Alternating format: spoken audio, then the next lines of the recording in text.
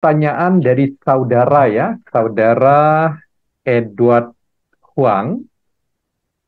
Bante juga bisa melihat dari tayangan yang ada. Faktor apa yang membuat seseorang mendapat mukjizat? Bisakah makhluk lain, contohnya dewa, mempengaruhi mukjizat yang dialami atau diperoleh seseorang? Dua pertanyaan ini, Bante. Dan sepertinya tanpa berani melampaui Bante, ada bagian penjelasan tadi yang berkaitan dengan pertanyaan ini. Silakan Bante.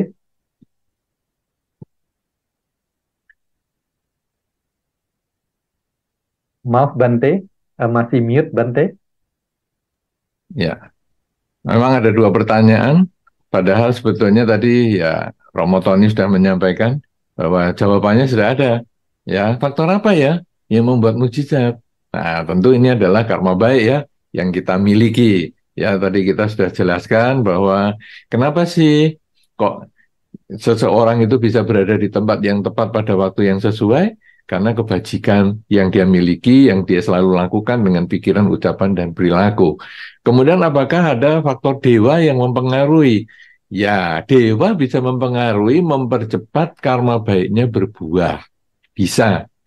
Tetapi kalau karma baiknya sendiri tidak mendukung, tidak bisa. Ya, pernah satu ketika ada satu cerita sederhana. Ya, mungkin ini sebagai ilustrasi ya, apakah benar atau tidak, saya tidak tahu, tapi ini sebagai ilustrasi saja. Jadi, di dalam salah satu masyarakat, itu dikenal dengan adanya dewa kekayaan. Nah, kemudian, dewa kekayaan ini selalu memberikan harta kepada orang-orang yang memang karma baiknya sudah mencukupi. Kemudian, satu ketika, dewa kekayaan ini melihat, wah, si A ini punya potensi untuk memperoleh kekayaan. Nah, karena itu si A didatangi oleh dewa kekayaan ini. Tetapi si A ini ketika dia percaya diri bahwa dia orang yang hoki, percaya diri dia suatu ketika pasti bisa jadi orang kaya karena menurut hitungannya, kelahirannya, kemudian melihat hitungan wajahnya, ramalan garis tangannya, dan lain sebagainya. Itu pokoknya dia ini orang yang sangat-sangat banyak rezeki. Artinya karma baiknya sangat besar. Dia sangat percaya itu. Nah, tetapi kepercayaan pada hokinya yang luar biasa itu tidak didukung dengan upaya yang nyata.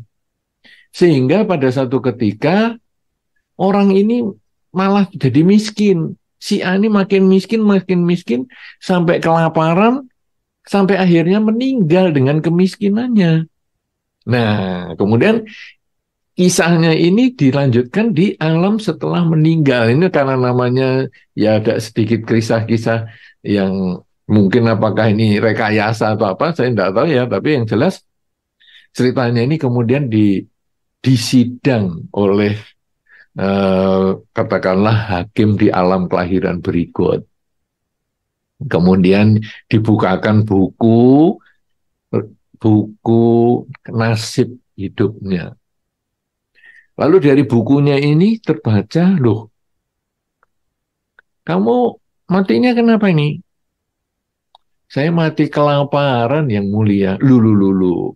Ini di buku saya ini kamu orang kaya raya. Ya kamu tidak mungkin kelaparan. Iya, mah yang mulia saya kelaparan sungguhan. Wow, ini saya akan panggilkan dewa kekayaan dulu ya. Kenapa kamu kok nggak kaya? Kemudian dipanggil dewa kekayaan. Coba sini. Coba ceritakan. Ini ini kan mestinya si A ini meninggal dengan kaya raya kan? Banyak duitnya dia. Iya yang mulia, mestinya dapat kaya raya. Saya sudah siapkan duit juga banyak. Lah kenapa enggak kamu kasihkan? Yang mulia, dia itu terlalu percaya hidupnya hoki yang mulia. Karena kalau menurut hitungan wajahnya dia hoki, kelahirannya dia hoki, garis tangannya hoki, ya semuanya hoki. Wah, pokoknya banyaklah karma baiknya. Tapi dia itu males. Dia itu hanya rebahan. Ya, itu kalau orang sekarang namanya generasi rebahan.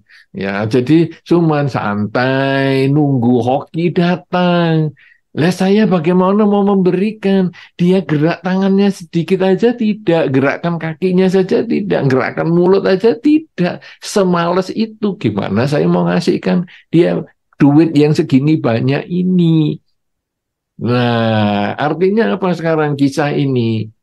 Kisah ini bahwa dewa bisa membantu kita, tetapi kita harus berusaha juga. Jangan kita gantungkan dewa terus kita nggak usaha. Oh dewa rezeki, kamu pasti ngasih saya kan? Enggak, kita harus berjuang. Kenapa? Karena dewa rezeki itu pun hanya mengkondisikan, mematangkan karma baik yang kita miliki. Ya, itu kalau dewa rezeki. Demikian pula misalnya dewa kesehatan.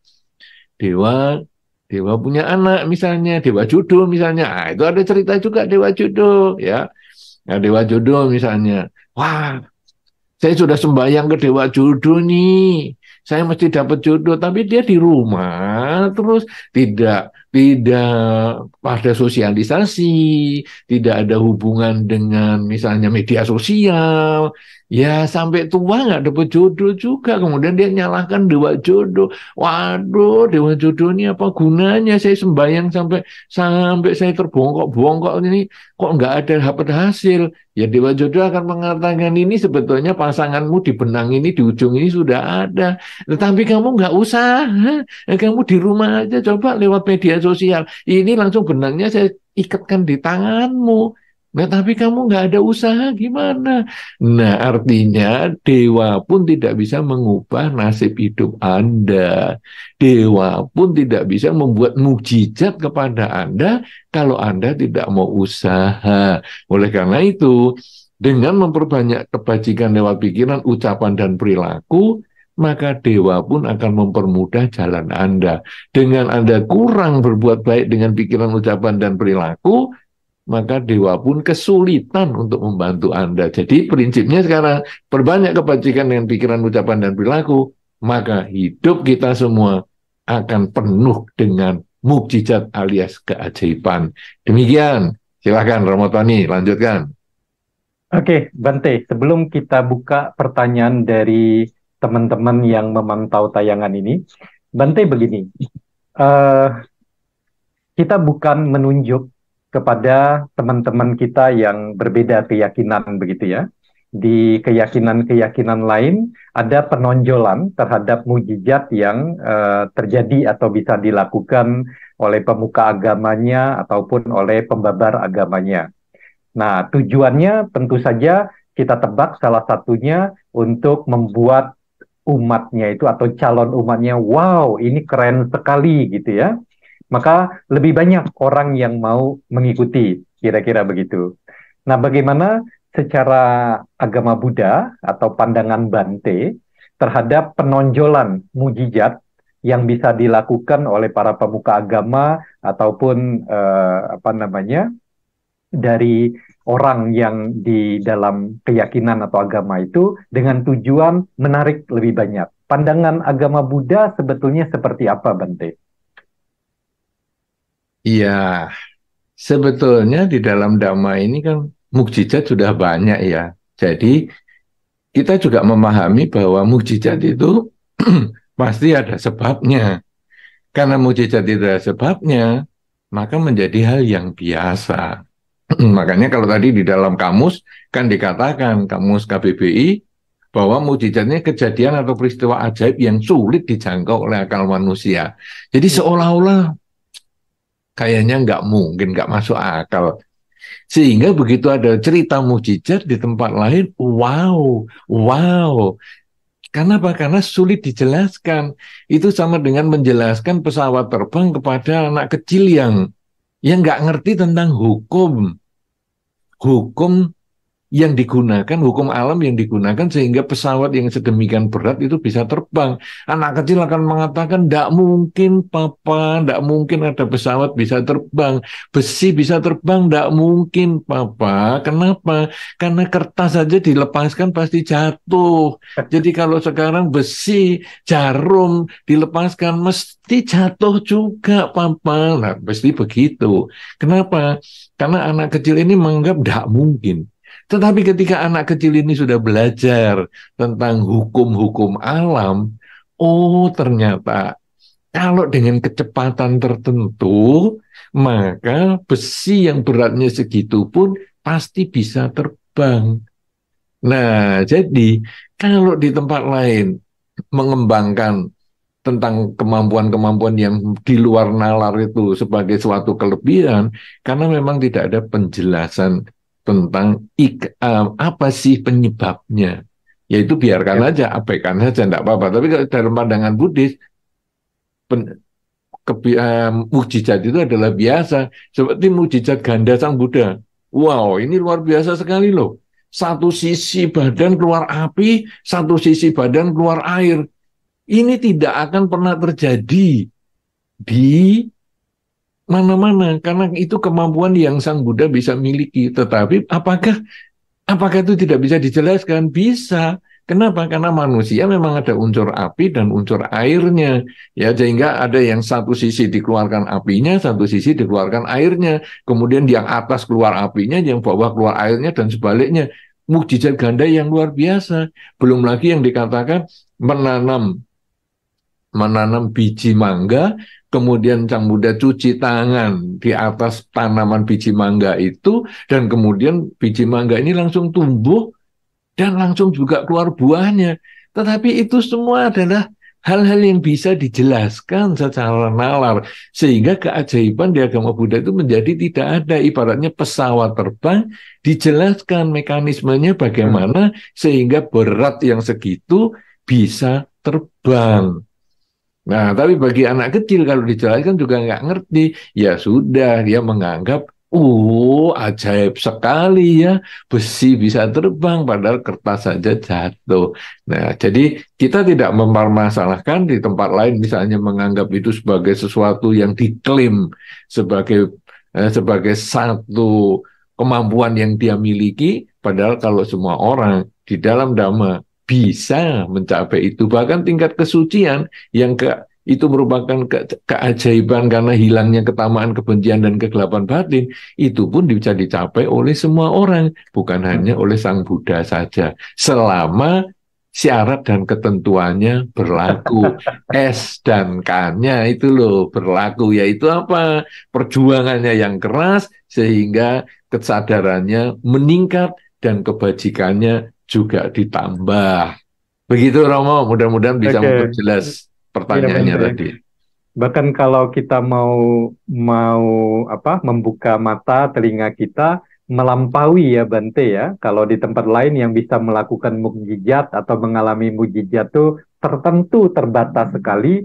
Kalau secara ajaran Buddha semua dari kita bahkan mukjizat itu bukan sesuatu yang sulit sekali, jarang sekali. Sepanjang kita mau memperbanyak perbuatan baik lewat 3 jalur perbuatan. Baik, kita tampilkan Bante, panitia mohon membantu. Bante, apakah seseorang yang beruntung bisa dikatakan orang yang penuh mujizat? Iya, iya, iya, iya.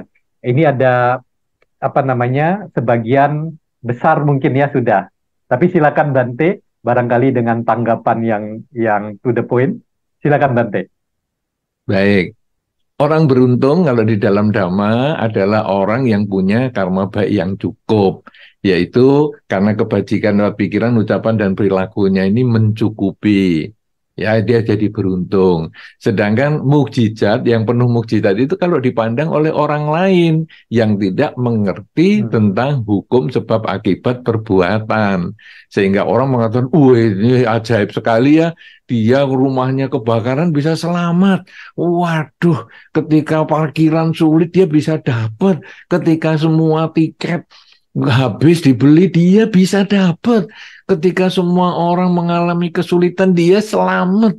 Wah, mukjizat. Bagi orang lain itu mukjizat. Kenapa? Orang lain yang tidak memahami. Itu ibaratnya anak kecil yang cerita tentang pesawat terbang karena dia tidak memahami, dia mukjizat. Tapi bagi kita umat Buddha yang mengerti bahwa sebabnya itu hanyalah karena karma baik yang mencukupi, kita disebut orang yang beruntung karena berada di tempat yang tepat, di waktu yang sesuai. Jadi, apakah orang beruntung itu sama dengan orang yang penuh mukjizat?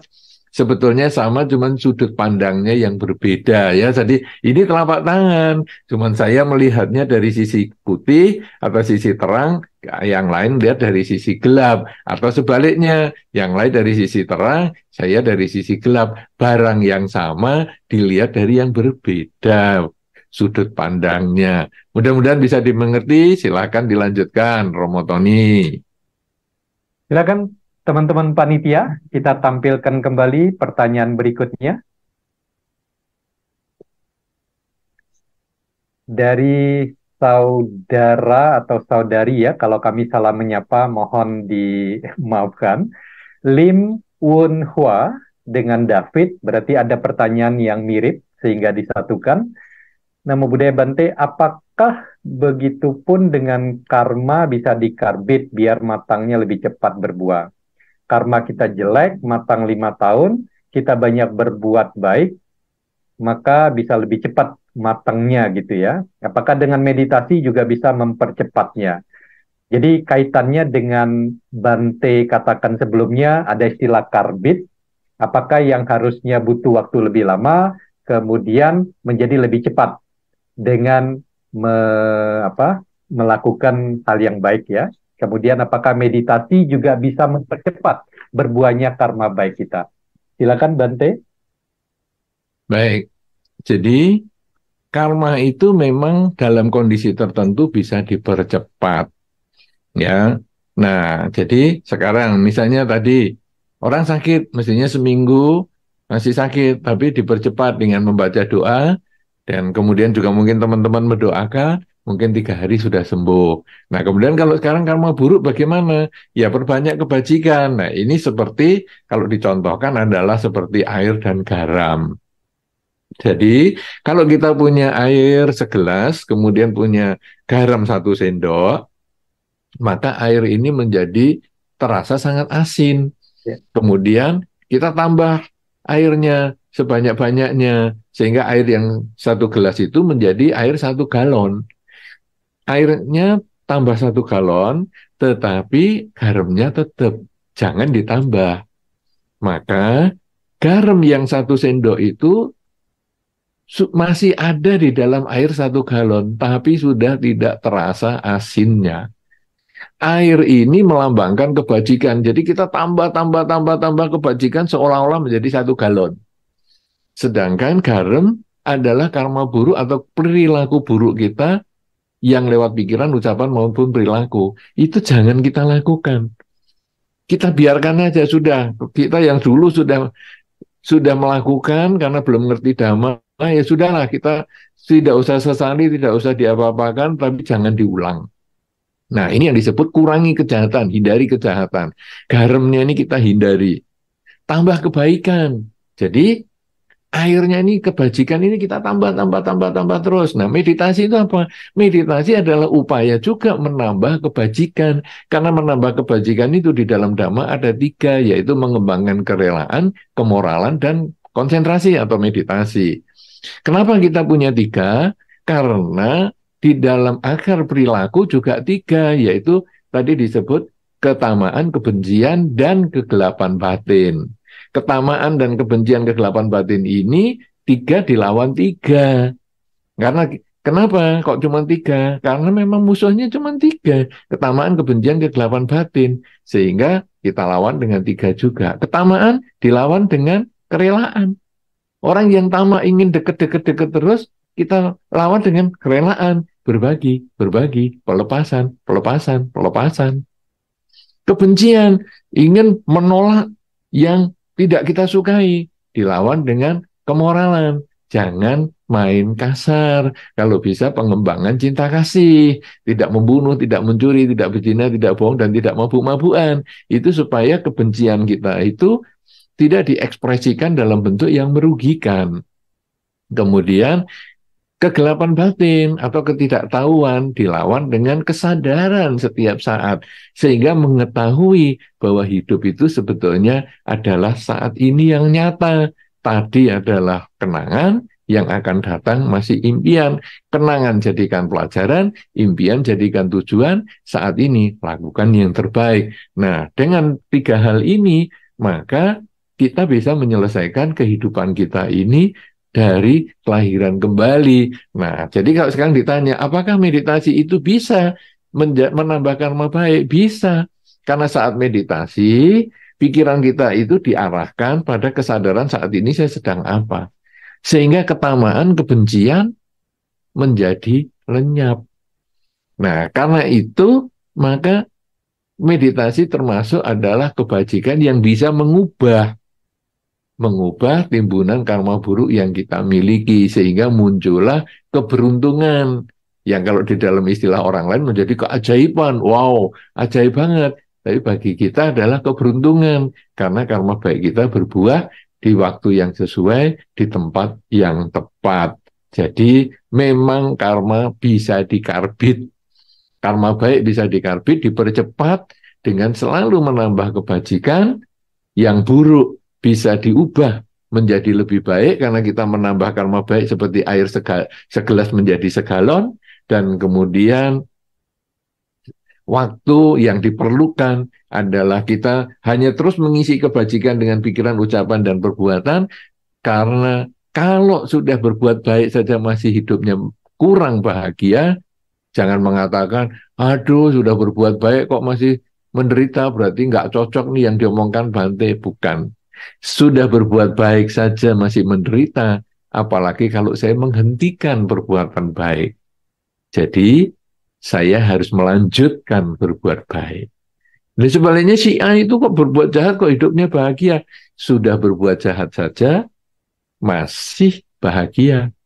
Apalagi kalau dia berbuat baik. Sehingga kuncinya untuk mendapatkan mukjizat atau keberuntungan adalah terus berbuat baik dengan pikiran, ucapan, dan perilaku kita. Ya, dengan kerelaan, kemoralan, dan konsentrasi atau meditasi yang tadi disebut dalam pertanyaan. Demikian, silakan Romo Tony. Oke. Ya, Bante. Ini saya tidak tahu berita baik atau berita buruk. Pertanyaan yang masuk cukup banyak.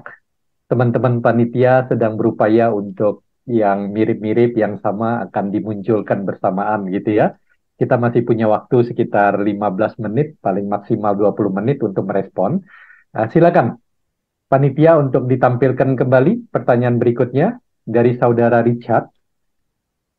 Ketika seseorang menjelang ajal, apakah pikiran terakhirlah yang menentukan terlahir di mana? Apakah pikiran bisa dimanipulasi, Bante? Amitofo. Jadi ada dua hal ya, Bante ya. Pikiran terakhir, betulkah menentukan kelahiran berikutnya nanti? Dan apakah bisa dimanipulasi? Mungkin maksudnya berkaitan dengan pertanyaan pertama. Pikiran terakhirnya dimanipulasi supaya bagus, baik. Jadi nanti kelahiran berikutnya baik. Dugaan saya demikian, Bante. Silakan, Bante. Baik. Mỗi unmute Sen.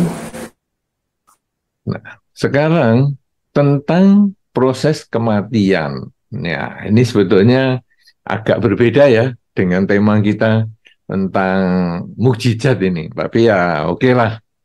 Karena kita sudah cerita karma, ya mungkin sampai ke kematian juga. Bagaimana sih kematian itu di dalam proses menurut agama Buddha atau menurut Dharma? Pada saat seseorang akan meninggal, pikiran itu ada SOP-nya, ada prosedurnya. Prosedur ini saya ceritakan agak panjang, tetapi bukan berarti sepanjang cerita saya. Itu hanya sepersekian detik, 1 detik saja tidak ada. Karena pikiran itu sangat cepat. Ya, dalam 1 detik pikiran itu bisa muncul 1 miliar titik pikiran, sehingga yang digunakan untuk proses seakan akan meninggal itu sebetulnya hanya sepersekian detik, 1 detik aja nggak ada. Yaitu pikiran yang pertama sebelum seseorang meninggal itu adalah yang muncul, apakah yang sudah kita lakukan yang terbesar di dalam hidup ini. Misalnya, yang terbesar yang baik adalah ketika meditasi, dia mencapai tingkat konsentrasi yang tinggi, sehingga begitu meninggal, dia pasti terlahir di salah satu alam di atas surga, yaitu alam Brahma. Sudah tidak ada pilihan lain. Kalau dia sudah waktu meditasi selama hidupnya itu dia mencapai tingkat konsentrasi itu, karena itu adalah merupakan karma baik yang besar sekali, dia pasti lahir di alam Brahma. Dan itu pilihan pertama, langsung meninggal, sudah tidak ada pilihan yang lain. Atau yang kedua, hal yang buruk. Atau kalau tadi yang baik yang lahir di alam Brahma, yang kedua masih ada lagi, yaitu dia bisa menyadari hidup adalah saat ini. Menyadari tentang ketidakkekalan, sehingga batinnya tidak dipermainkan lagi oleh ketamaan maupun kebencian. Kalau sudah muncul pikiran besar seperti itu, meninggal, dia sudah tidak terlahir di alam manapun juga. Nah, itu satu kelompok. Kelompok yang lain adalah tentang hal yang buruk, yang besar. Membunuh ayah, membunuh ibu. Wah, sudah itu pasti akan lahir langsung alam neraka yang paling rendah. Sudah tidak ada pilihan lain. Itu nomor satu, pikiran paling berat. Tapi kalau pikiran paling besar, perilaku paling besar ini nggak ada, muncullah bentuk yang kedua. Jadi dia milih lagi. Jadi kalau komputer itu seperti booting ya. Booting jadi milih ini apa ada keyboardnya enggak, ada mouse-nya enggak, nah, semacam itu. Jadi dia milih. Nah, sekarang sudah yang terbesar sudah enggak ada, dia milih yang kedua. Kebiasaannya apa? Nah, sekarang kebiasaannya apa nih? Wow, kebiasaannya dia banyak berbuat baik. Nah, ini yang berat tidak ada, tapi kebiasaannya banyak berbuat baik. Langsung dia lahir di alam bahagia karena banyak perbuatan baiknya. Tapi kebiasaannya berbuat buruk, ya langsung dia lahir sesuai dengan kondisi buruknya itu, karma buruknya. Kemudian kalau tidak ada kebiasaan, wow, tidak ada kebiasaan yang besar, nggak ada, kebiasaan tidak ada, ya yang berkesan. Yang berkesan apa ini? Wah, dulu saya ikut ya Zoom di acara kegiatan yang diselenggarakan oleh Wihara Dharma Suci. Ya, ketika itu saya ikut Zoom tentang tema mukjizat menurut Dharma. Wow. Dan itu menjadi kesan yang dalam sehingga pada saat akan meninggal muncul. Wow, indah sekali ya. Waktu itu saya bisa langsung mengerti tentang, oh makna perbuatan baik begini. Jadi pikiran baiknya itu yang berkesan. Cep meninggal di situ, lahir langsung di alam bahagia. Karena itu pikiran yang berkesan. Tetapi pikiran yang berkesan itu juga bisa yang negatif. Muncul pikiran baik, yang terberat tidak ada. Kebiasaan tidak punya. Lalu yang berkesan, tapi dapatnya buruk. Dulu aku ikut acara Zoom yang diselenggarakan oleh Wihara Dharma Suci dari Pantai Indah Kapuk. Waktu saya mau bertanya, pas internet saya putus. Aduh, jengkel sekali saya. Nah, jadi negatif banget ini pikirannya. Langsung lahir di alam menderita. Karena pikirannya yang berkesan itu yang jelek. Nah, tetapi sekarang yang berat tidak ada, kebiasaan tidak ada, berkesan yang tidak ada. Yang muncul random. Wah, ini random, ini acak. Ya, ini apa ini? Acak yang kecil-kecil. Jadi misalnya, wow, saya waktu scrolling di YouTube, tahu-tahu saya kok lihat ya, ada dokumentasi kegiatan ceramah lewat Zoom waktu itu online dan yang diselenggarakan oleh Wihara Dharma Suci Pantai Indah Kapuk tentang mukjizat menurut Dharma. Wah, saya senang sekali dengar acara ini. meninggal dengan itu. Random banget ini. Langsung terlahir dalam bahagia. Wah, sisi yang lain, waktu saya scroll-scroll, muncullah acara yang diselenggarakan oleh WR Dharma Suci Pantai Indah Kapuk tentang mujizat menurut Dharma. Tapi yang jelaskan Bante Utama adalah orang yang tidak saya sukai. Aduh, saya paling jengkel itu kalau Bantenya yang menjelaskan, cep meninggal. Lahirlah di alam menderita juga. Kenapa? Bukan karena Bante utamanya, tetapi karena kebenciannya kita itu aja yang randomnya muncul. Nah, jadi ini yang muncul 4 hal ini. Nah, sekarang kalau kita tidak punya yang berat, muncullah yang kebiasaan. Kalau tidak punya kebiasaan, muncullah yang berkesan. Kalau nggak ada yang berkesan, muncul random-random ini pasti punya. Ini yang menentukan kita akan lahir di alam mana. Kemudian tadi kalau pertanyaan berikutnya, bisa nggak dimanipulasi pikiran? Bisa. Dari mana kita memanipulasi pikiran? Kebiasaan. Bentuklah kebiasaan berpikir baik. Biasakan Anda berpikir baik, biasakan Anda berbicara baik, biasakan berbuat baik. Sehingga ketika yang berat ini Anda tidak punya, maka yang biasa ini Anda punya. Makanya sering-seringlah Anda berbuat baik semaksimal mungkin. Begitu punya pikiran buruk, abaikan, hindarkan, hilangkan. Hanya ada berpikir baik, misalnya mengulang semoga semua makhluk bahagia. Begitu kita mau ngomong buruk, hilangkan, abaikan, singkirkan. Yang ada hanya kalimat-kalimat yang baik. Begitu kita mau bertindak yang buruk, hilangkan, abaikan. Yang ada hanya perbuatan baik. Kalau sudah seperti itu, kita punya kebiasaan berpikir baik, kebiasaan berbicara baik, kebiasaan bertindak yang baik, maka rekayasa, manipulasi pikiran agar kita terlahir di alam bahagia bisa menjadi kenyataan. Apalagi kita sering mengucapkan dalam batin, sebelum kita tidur misalnya, atau bangun pagi misalnya, mengulang di dalam batin. Semoga dengan kebajikan yang saya lakukan sepanjang hari ini akan mengkondisikan saya terlahir kembali sebagai manusia yang mengenal Dharma.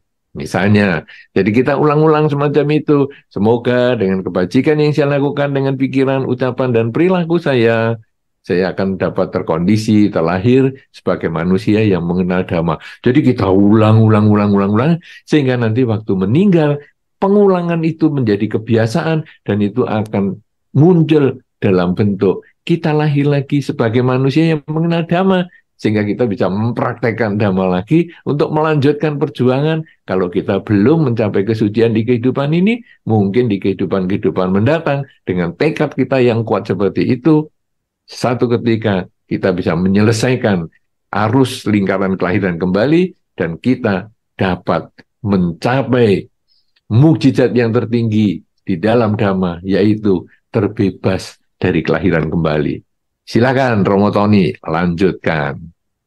Wah, jadi ternyata tidak sesederhana itu ya Bante, Bapak Ibu, saudara-saudari sekalian. Sesi ini pun bisa loh menjadi dasar kelahiran kita berikutnya kalau kita tidak punya karma yang besar, berat, kuat, yang siap berbuah, kelahiran berikutnya, kita tidak punya karma kebiasaan, maka yang ketiga adalah kesan. Bante tadi mengatakan, kesan terhadap sesi ini seperti apa, kalau kita nggak jaga pikiran kita, kesan itu yang muncul, begitu kita akan meninggal, begitu kesan baik mengantar kehidupan yang baik, kesan buruk mengantar kehidupan yang buruk. Tapi ada poin yang saya tangkap dari Bante adalah, Ibu Bapak, Saudara-saudari sekalian, bagaimana setiap waktu kita mencoba menjaga pikiran-pikiran yang baik lebih dominan, lebih banyak di dalam pikiran kita keseharian. Dengan cara itu, kapanpun akhir kehidupan ini harus kita hadapi, kita jalani, kita siap. Baik, kita punya waktu yang tidak terlalu panjang, tapi saya mohon berkenan, panitia, karena ini kesempatan yang jarang. Bante katakan 1 tahun sekali kita bisa bertemu dalam wejangan Dharma seperti ini. Kita mohon boleh 3 pertanyaan untuk bisa dijawab, supaya kesan dari yang sudah bertanya jangan sampai buruk nanti ya. Kita coba respon sebanyak mungkin. 3 pertanyaan. Silakan panitia untuk dimunculkan berikutnya. Dari kemungkinan ibu ya, saudari Henilo. Bante, mohon petunjuk. Termasuk dalam ketamakankah apabila kita mengharapkan banyak mujizat dalam kehidupan ini untuk selalu berbuat, berucap, berpikir positif? Apakah itu tamak atau enggak? Berharap yang baik atas kebaikan yang kita lakukan dalam 3 jalur. Demikian Bante, silakan. Baik, mengharap mukjizat atau katakanlah mengharap diri beruntung, ya tidak terlalu disebut tamak lah. Tapi sekarang bukan itu yang penting. Yang penting adalah bukan berharap untuk beruntung, tapi mewujudkan keberuntungan, meraih keberuntungan. Bagaimana meraih keberuntungan, memperjuangkan keberuntungan, yaitu dengan melakukan banyak kebajikan, dengan pikiran, ucapan, dan perilaku kita. Jangan cuma mengharap. Kalau hanya mengharap tanpa usaha, itu sama dengan tadi dewa kekayaan yang tidak bisa memberikan kesempatan menghasilkan duit kepada orang yang tidak ada usahanya. Tapi kalau sekarang dia menggoyangkan tangannya, menggoyangkan kakinya, menggoyangkan bibirnya, dan menggerakkan pikirannya untuk berbuat baik, berperilaku baik, berbicara baik, dan berpikir baik, maka keberuntungan itu akan datang sendiri. Kenapa? Karena karma itu tidak pernah salah. Karma itu tidak bisa diwariskan. Dan karma itu pasti akan kembali kepada si pelaku. Jadi, Anda boleh saja berharap keberuntungan, tapi saya tidak mendukung untuk perilaku itu. Saya lebih mendukung untuk meraih keberuntungan, bukan mengharap keberuntungan. Kita bukan orang yang suka berharap, tapi kita adalah pejuang-pejuang keberuntungan, yaitu dengan menambah kebajikan lewat pikiran, ucapan, dan perilaku. Begitu ya bagi si penaknya. Jangan terbiasa dengan hanya berharap. Biasakanlah berjuang untuk mencapai keberhasilan. Terima kasih Romo Tony, lanjut. Ya, terima kasih Bante. Silakan panitia, pertanyaan selanjutnya. Oke, di saya kemungkinan koneksi saya sedikit bermasalah, jadi tampilan dari pertanyaan ini menjadi tidak terlalu jelas. Bante, berkenankah Bante untuk merespon langsung Bante? Saya mohon maaf, koneksi di saya karena mulai hujan sekarang. Mulai hujan, koneksinya menurun. Jadi pertanyaan yang ditampilkan oleh panitia agak blur, tidak jelas di saya. Bante, mohon berkenan untuk merespon langsung. Kalau di Bante bisa melihat pertanyaan ini, pertanyaan tertulis ini dengan cukup jelas. Bante, boleh silakan merespon Bante? Silakan Bante. Baik. Ini juga di tempat saya sebetulnya tertulisannya itu karena di bawah dia ketutupan namanya. Jadi nama wejangan Dharma ini DHS. Jadi ya saya sebetulnya nggak terlalu jelas, tapi oke lah saya coba sebisanya. Jadi di situ pertanyaannya adalah bisakah mukjizat itu dikondisikan dengan hukum law of attraction? Misalnya ada orang lumpuh, kemudian diusap dan bisa berjalan. Sebetulnya ini tadi sudah saya ceritakan, jawabannya itu adalah ketika kita mendoakan orang yang sakit. Asal kita karmanya itu sudah cukup, maka didoakan bisa sembuh. Ya, nah, tetapi kalau karmanya belum cukup, didoakan pun juga tidak akan sembuh. Kalau memang diusap bisa berjalan, kenapa tidak pergi ke tempat rumah sakit yang isinya orang lumpuh, sehingga diusap, jalan semua. Tidak ada lagi rumah sakit orang lumpuh, karena yang lumpuh sudah sembuh semua. Kalau memang diusap kemudian sembuh dari sakitnya, kenapa nggak ke rumah sakit? Supaya yang rumah sakit semuanya jadi kosong karena sudah diusap dan sembuh semua. Tetapi kenapa diusap tidak sembuh lumpuhnya? Kenapa diusap tidak sembuh sakitnya? Karena karma baiknya belum mencukupi. mencukupi. Jadi law of attraction bahwa dia memang ingin sembuh bagus, tetapi sudah modalnya itu sudah cukup belum. Ibaratnya saya mau ke luar negeri, sudahkah persiapan saya sudah cukup? Apakah paspor saya sudah dibuat? Apakah kemudian tiketnya sudah dibeli? Apakah ada uang sakunya sudah mencukupi? Kalau semua persiapannya sudah mencukupi, baru bisa jalan. Tetapi kalau hanya ingin sembuh, ingin pergi ke luar negeri, kemudian mengharap law of attraction, dengan keinginan itu, ya mana ada. Itu sama dengan tadi pengen kaya karena merasa hidupnya hoki, tetapi tidak ada perjuangan. Jadi di dalam dhamma ini semua kita harus perjuangkan. Ketika Anda kepingin sehat, ketika Anda pengen sembuh, ketika Anda ingin beruntung, berjuanglah untuk itu. Kemudian kalau Anda menambah kebaikan ucapan lewat pikiran maupun perbuatan, itu adalah menambah karma baik, membuka kesempatan. Tetapi kalau kita sedang sakit dan lain sebagainya, jangan lupa juga upaya medis. Kenapa demikian? Kalau kita hanya berdoa saja tanpa upaya medis tidak bisa. Ya, tetapi upaya medis ini perlu juga dilakukan. Lalu karma baik ini gunanya apa? Karma baik ini gunanya membuka kesempatan supaya kita mendapatkan dokter yang cocok, perawatan medis yang sesuai. Ya, sedangkan perawatan medis ini diperlukan karena kalau jalur doa saja itu nanti kita sulit. Kenapa demikian? Karena di dalam Dhamma disampaikan, Sang Buddha pernah menyampaikan juga bahwa keberhasilan itu didukung oleh dua hal, yaitu satu, usaha, yang kedua adalah kesempatan atau karma baik.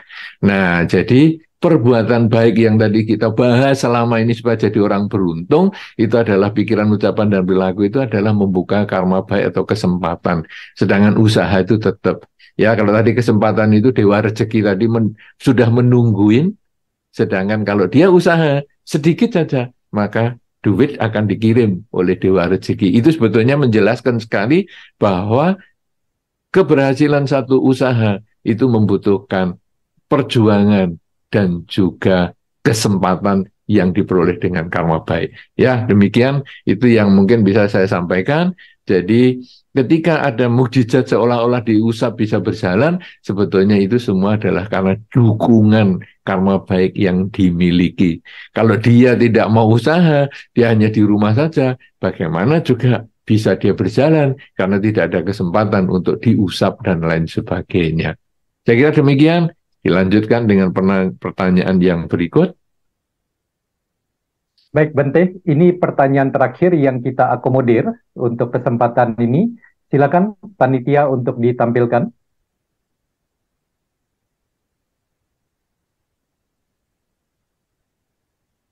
Silakan ditampilkan panitia. Oke, saya coba melihat dari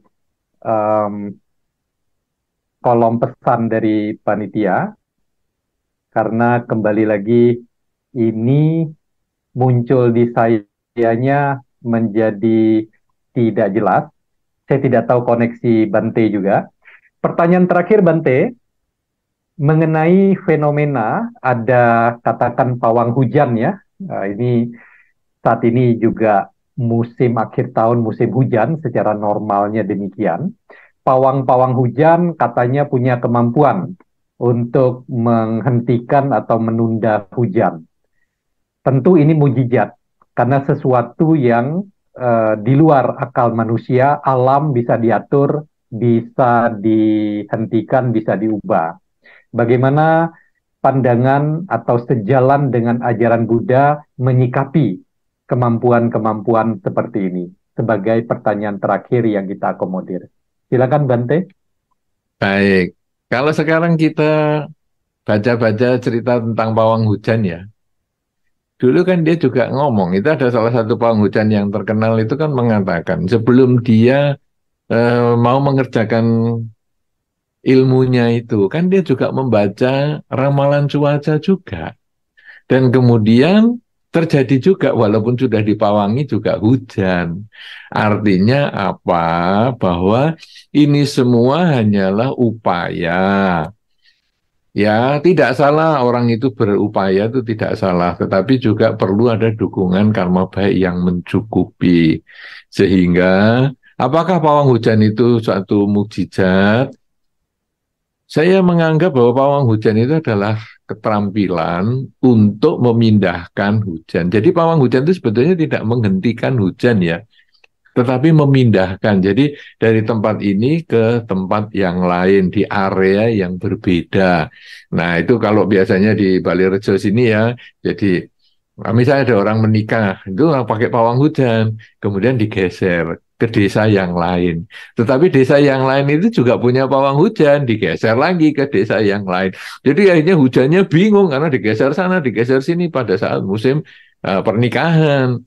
Nah, jadi sebetulnya itu adalah keterampilan. Dan endingnya kadang-kadang ya hujan juga. Sudah beberapa kali kejadian ternyata hujan. Kenapa? Apakah pawang hujannya tidak manjur? Bukan, karena memang semua itu ada kondisinya, ada keterbatasannya, ada syarat dan ketentuannya. Yaitu apa? Apakah kebajikan si pawang ini sudah mencukupi lewat pikiran, ucapan, dan perilaku? Apakah kebajikan yang punya kerja sudah mencukupi dengan pikiran, ucapan, dan perilakunya? Apakah kebajikan para tamunya, apakah juga mencukupi dengan pikiran, ucapan, dan perilakunya? Jadi kumpulan kebajikannya itu yang akan mengkondisikan apakah hujan itu bisa digeser atau tidak. Semua itu kalau menurut Dharma sebetulnya ada hubungannya dengan karma lingkungan tersebut. Jadi bukan hanya bergantung pada si pawang saja.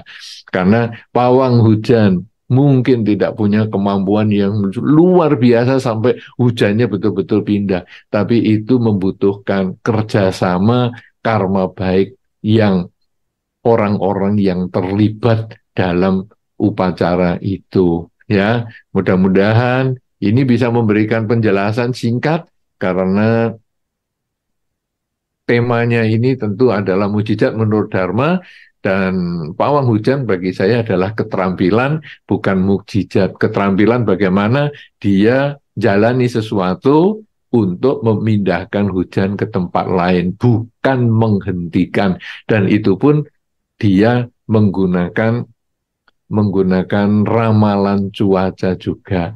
Anda kalau membaca beberapa portfolio dari pawang hujan, dia mengatakan apa istilahnya engineer apa begitu. Jadi rekayasa alam. Jadi dia sebetulnya adalah keterampilan, bukan kesaktian ataupun hal yang bersifat mukjizat seperti itu. Ya, saya kira demikian.